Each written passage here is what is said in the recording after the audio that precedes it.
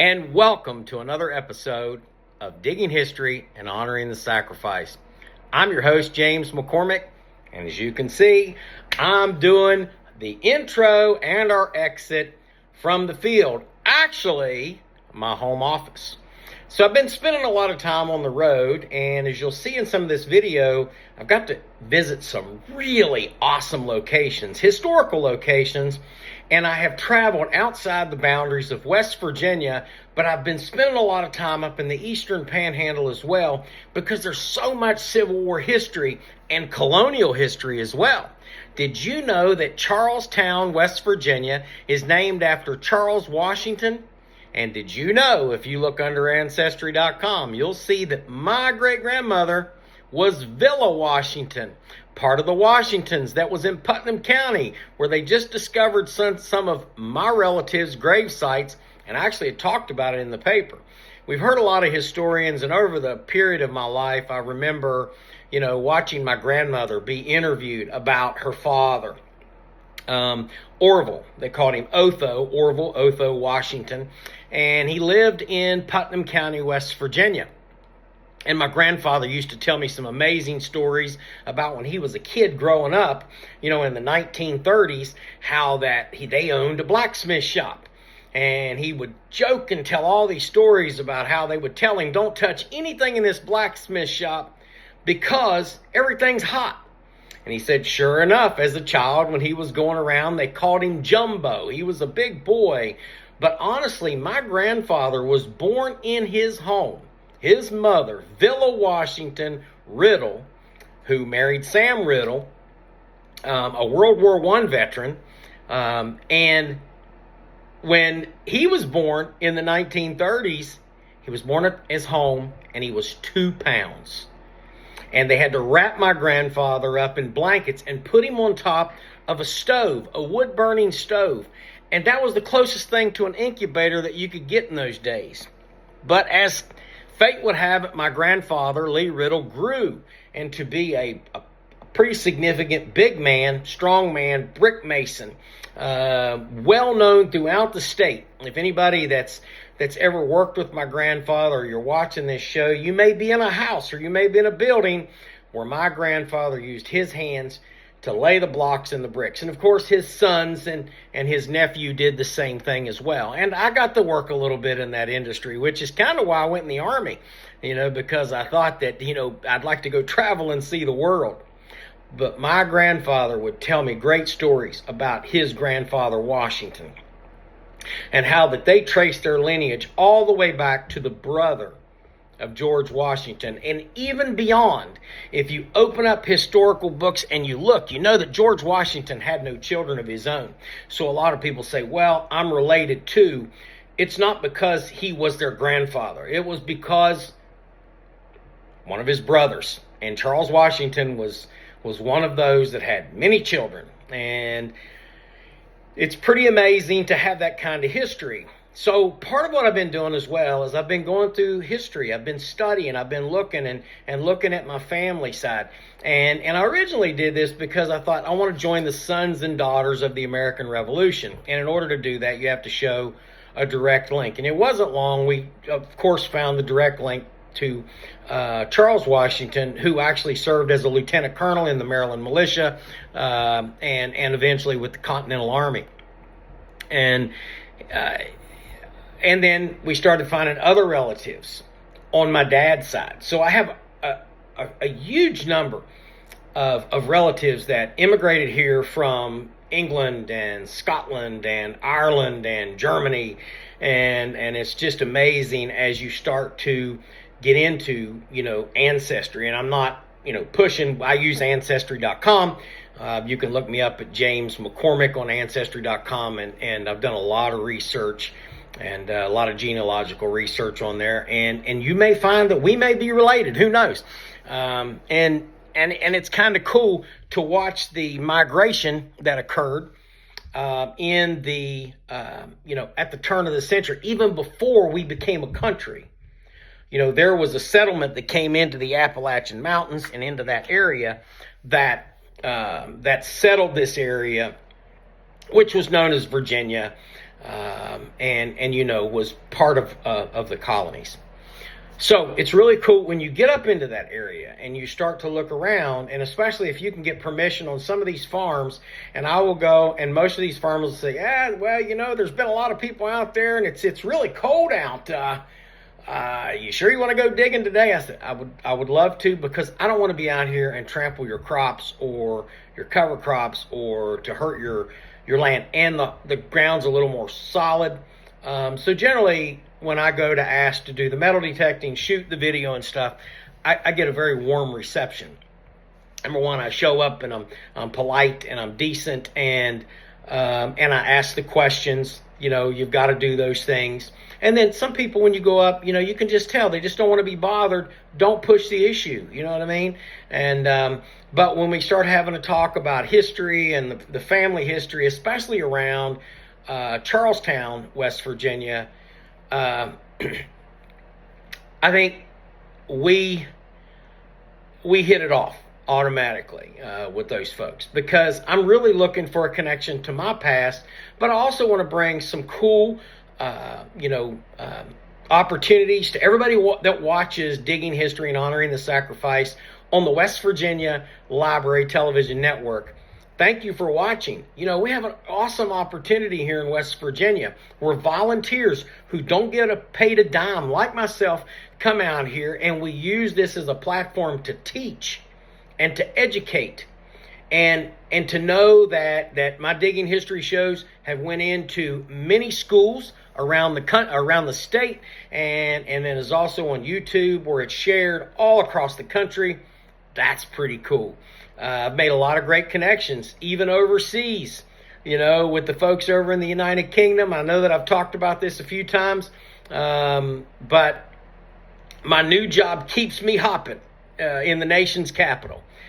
You saw just recently we had a peaceful transition of power, and those are great things. That's what's all about America, folks. When I took an oath to the Constitution of the United States to serve, to defend this nation against all enemies, foreign and domestic, and went for 22 years serving in the Army and the Army National Guard. I felt like, that's what being an American was about to me. And then as I started to really study the history of America and really started to pick it apart, that was cool. But my goodness, when you go and you use a metal detector or a magnet thrown into the water and you pull something out that's 200 years old, or something that somebody may have just chucked to the earth because it was junk, and then you dig up like an old broken fork or a spoon, people look at that and say, well, that's junk. No, that's a 200-year-old piece of history. And the last time somebody touched that, it could have been Charles Washington. It could have been one of his kids. It could have been a Civil War soldier. It could have been a farmer that was just out there trying to make it. But whatever it was, it's a connection. You touch it, you feel it. This is what I love about archaeology, and I love about metal detecting. And there's a lot of back and forth, and I know I've got friends that are archaeologists. Look, I studied archaeology as well and studied history. I have a degree in history. I have a degree in technology and a master's, and I also have a doctorate in divinity and in counseling, religious counseling. And I can tell you that all of those have all of these different, types of people that see things historically differently. I see no value in leaving something buried in the ground. I see greater value of digging it up, properly preserving it, and getting it in a museum. There's so many local museums in and around areas where I do this metal detecting that have bullets, buttons, things that I find. I don't need any more bullets or buttons, folks. I don't need to keep these artifacts, and nor do I want to keep these artifacts shoved in a drawer someplace, or, even if I have my own, area. I have a friend that does a really good job. He's a local guy. And everything he finds, he videotapes, takes pictures of, and then every year he takes you through this room. So it's like a walk through history. And he does such a fantastic job at that. He's preserving history. Okay? He's not using it for a selfish purpose. And most metal detectorists are professional.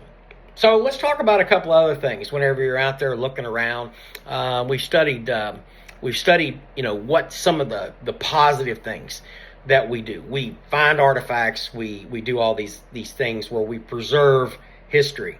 But another thing that we do is we clean up a lot of trash, folks. We clean up trash. We clear trails. We move brush. We dig dirt. And we actually, in some cases, reveal seeds and plants and flowers that have been in hibernation for many cases for dozens and dozens of years. So you can go back and you can see where a metal detectorist has been and where they dug the hole, they removed the artifact, obviously fill their hole, and they put it back. Sometimes you dig up, old crocus plants and these different things that have been just down in the earth. And then because you've brought it to the surface and you've put it back together like that, that plant blooms. And I have walked into areas where we have been a year and 2 years before, and there's all these little patches of wildflowers. And it's a wonderful thing to see. And in the wintertime, when I'm out there digging, I scratch an area free, dig it up, expose the grass. I'll come back 2 or 3 days later, and I can see where the deer and the turkey have went around, and they benefited from that. Additionally, we've cleared trails. You've seen the wildfires and all the things that are going. If you go into a forested area, whether it be private, whether it be public land, whatever it is, most of them are not cleaned, okay? We have a lot of overgrown brush and trails, and it used to be when I was a young man growing up, people would go through and they would clear the trails. They would do controlled burns where that you wouldn't have, the fire issues. I don't remember seeing massive wildfires like I see now. Now, opening up areas to metal detectorists doesn't mean that's going to prevent a forest fire. But what it will mean is that you'll have a set of eyes out in those woods looking around, and we pick up trash. So if you've seen me do this 1,000 times, on this show, I go through, I carry this huge bag on my side. It is always filled with trash. Aluminum cans, paper, whatever I find that's not biodegradable, I put it in my bag and I carry it out. I didn't drop it. I didn't leave it there, but I'm taking it out.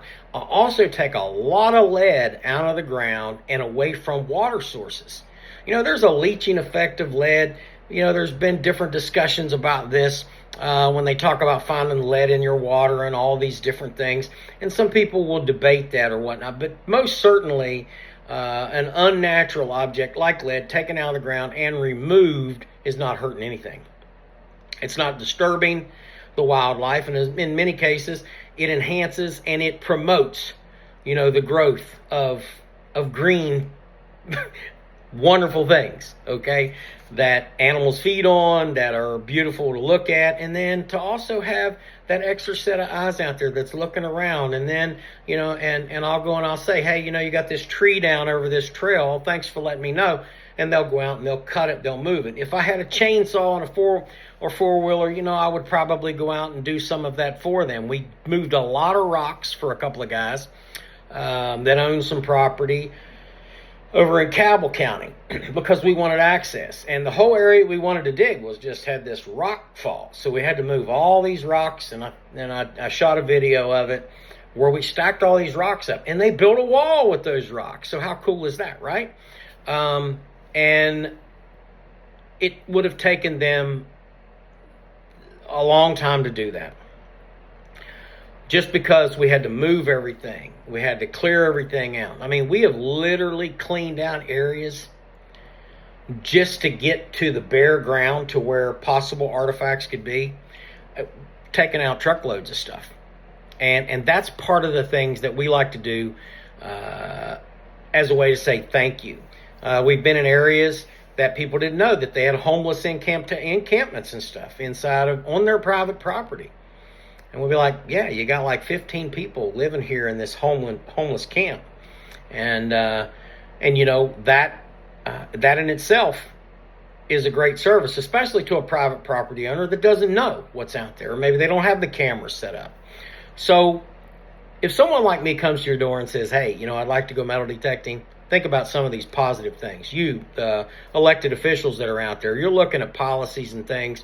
Don't restrict metal detectors. As a matter of fact, I would open up your state parks and your areas to allow professional metal detectorists to go in and to do the detecting and to do the digging and to do some of the removal of some of these artifacts and to turn them into the cultural center so that we preserve some of this history that's buried in the ground all over West Virginia. It's been a suggestion of mine for many, many years, and it's a good suggestion. No doubt it would help you to maintain your property. It definitely would have you an extra set of eyes out there, and we pick up a whole lot of trash, folks. Most of the stuff we dig up is not gold coins and all these other things, and people think that you're going to take something so greatly valuable. I've never found, a gold coin. Found a lot of silver coins, but I've never found this massive gold coin or anything worth more than a few dollars. Okay, there have been some silver coins that have been more valuable, but in most cases, folks, when you go out, you might find a handful of Civil War bullets, maybe a couple of buttons, and a whole bag full of trash that you're removing. You're doing a great service, and you are aerating the soil. That's another positive thing that happens, and it helps with fire prevention as well as the absorption of water. That also helps with fire prevention, that allows the more green growth to grow. And then, of course, we move a lot of trash out of the way of the trails and stuff. So, something to think about. I hope that you will do that. But I want you to take a look at some of this winter digging that I've done out there, folks. And remember that when you see us on Facebook or any other places, give us a like, give us a thumbs up. I don't need your money. I just want your thumbs up. If you just give us one thumbs up, okay? That's all we need. Or if you want to go metal detecting, give us a call and watch some of this footage from the field. And guess what? Once we're done with that, we'll be right back to do the closing of the show. Thanks a lot, and roll them.